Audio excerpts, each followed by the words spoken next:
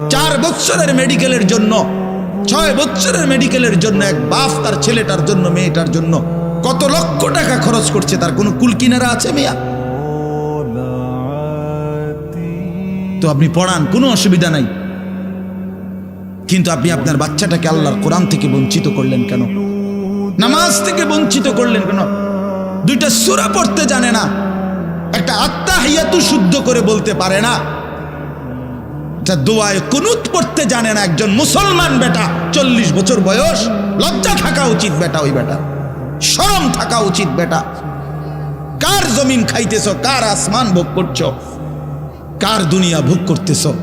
এত বড় মালিকের আসমান ও জমিন ভোগ করে সেই মালিকের সেজদাটাও ঠিক মতো দিতে জানে না, সেই মালিকের নামটাও পড়তে পারে না।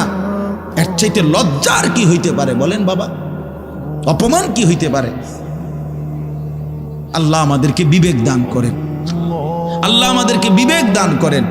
বিবেক থাকা চাই, বিবেক থাকা চাই।